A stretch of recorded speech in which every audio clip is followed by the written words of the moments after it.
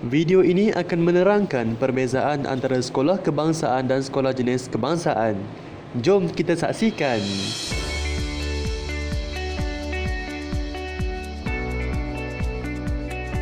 Assalamualaikum dan salam sejahtera semua.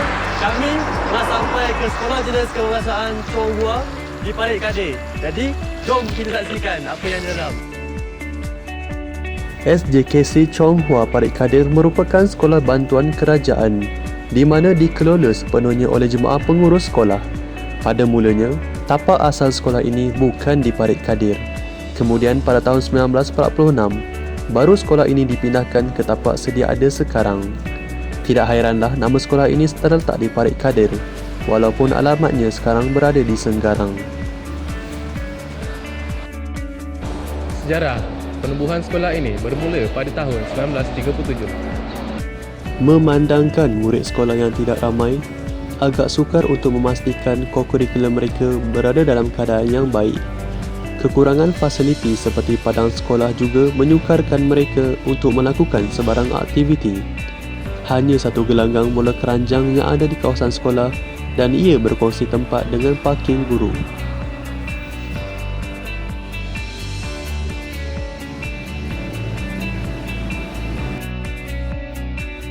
Encik Won Wee Kyong merupakan guru besar yang sudah lama berada di sektor pendidikan.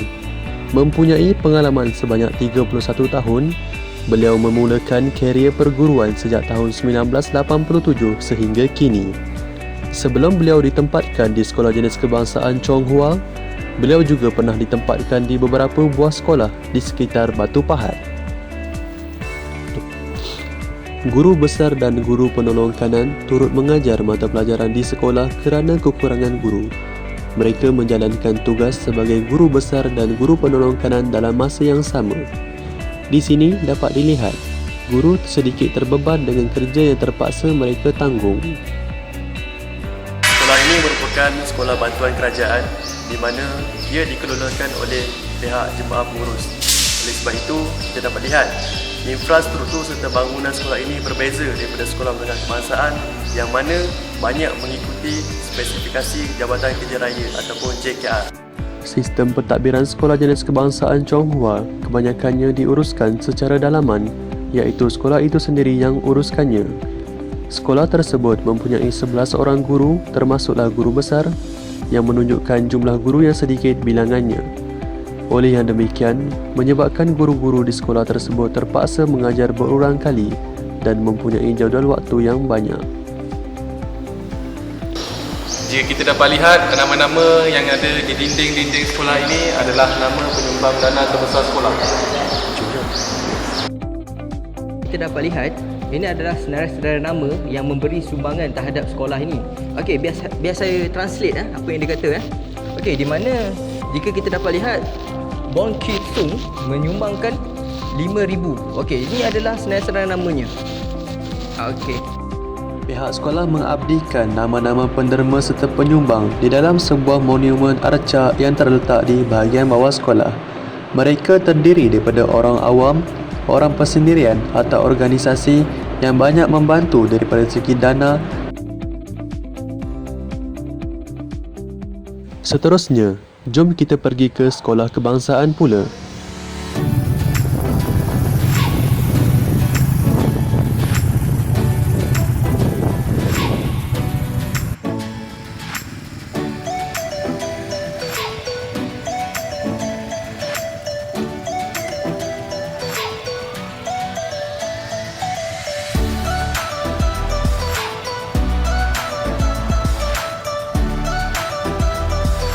Okey, kami dah sampai ke sekolah yang seterusnya iaitu Sekolah Kebangsaan Setiajaya.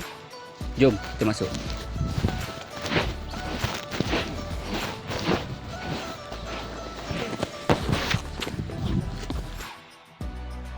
Okey, berikut adalah maklumat-maklumat penting yang dari SK Setiajaya.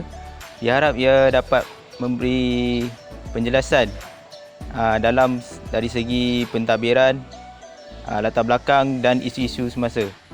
Pada 9 Jun 1959, sebuah bangunan sekolah yang diperbuat daripada papan dan zinc didirikan di tepi jalan masuk Kampung Parit Haji Ali, Parit Raja.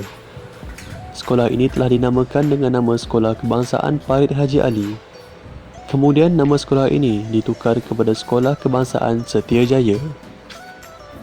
Sekolah ini telah didirikan di atas sebidang tanah yang telah diwakafkan oleh Tuan Haji Mahfud bin Haji Saleh.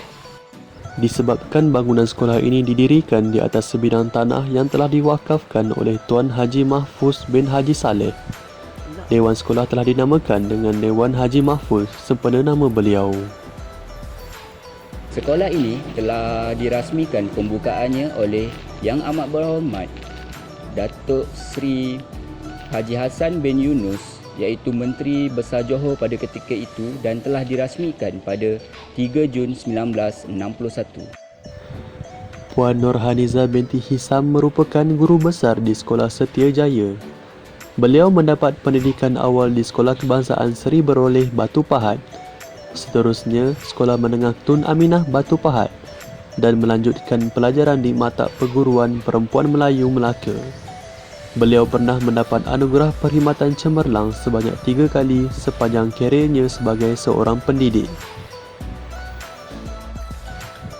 Sekolah Kebangsaan Setiajaya tiada padang yang sesuai untuk kegunaan murid-murid bersukan dan ini menyukarkan program sukan untuk dilaksanakan. Selain itu, bilik khas yang disediakan tidak mencukupi bagi kegunaan sekolah menjalankan aktiviti dan program. Ini menyukarkan pentadbiran yang terpaksa menggunakan ruangan bilik darjah bagi menjadikan bilik khas.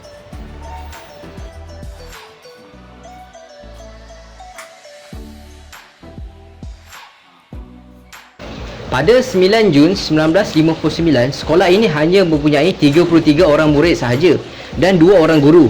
Kini sekolah ini telah mempunyai 155 orang murid dan 20 orang guru. Kebajikan murid-murid amat ditekankan oleh pihak sekolah apabila pihak sekolah mengadakan bantuan seperti rancangan makanan tambahan dan juga kumpulan wang amanah pelajar miskin bagi menjamin kesejahteraan dan keperluan para murid semasa mereka berada di sekolah.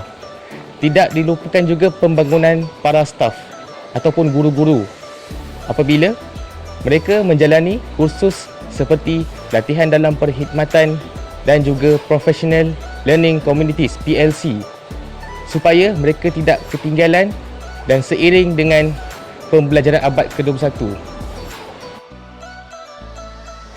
Kepimpinan pendidikan melalui sentuhan teknologi pengajaran bagi menghasilkan pengurusan pengajaran dan pembelajaran yang berkesan ke arah melahirkan murid cemerlang dalam pelbagai bidang.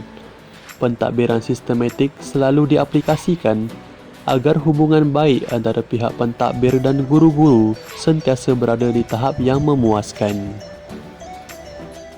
Jadi, setiap sekolah, sama ada sekolah kebangsaan atau sekolah jenis kebangsaan, terdapat kelebihan atau kekurangannya yang tersendiri. Oleh itu, mari kita saksikan pula kesimpulan daripada kumpulan kami. Okey, baiklah. Setelah temu bual berjaya dilakukan di antara sekolah jenis kebangsaan dan juga sekolah kebangsaan, dapat kami simpulkan beberapa kesimpulan, di mana yang pertama adalah pengurusan fasiliti serta prasarana, di mana sekolah jenis kebangsaan Cina lebih terbaharu dia punya fasiliti serta kemudahan disebabkan mereka mendapat dana daripada pihak luar iaitu PIBG serta jemaah pengurus yang banyak mengambil dana-dana daripada luar dan mereka tidak mengharapkan kepada bantuan kerajaan semata-mata untuk meningkatkan fasiliti serta prasarana mereka berbanding dengan sekolah jenis sekolah menengah kebangsaan. Jadi daripada sekolah kebangsaan pula, perbezaannya adalah di sini kita dapat lihat PIBG bagi sekolah kebangsaan adalah kurang berbanding dengan sekolah jenis kebangsaan.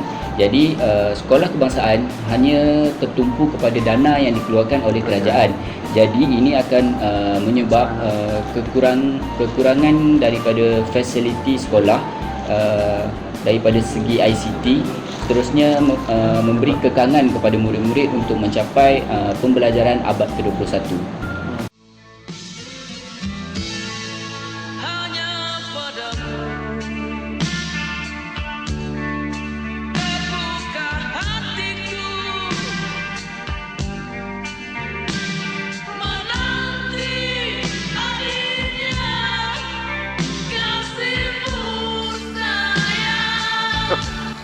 Gambar punya.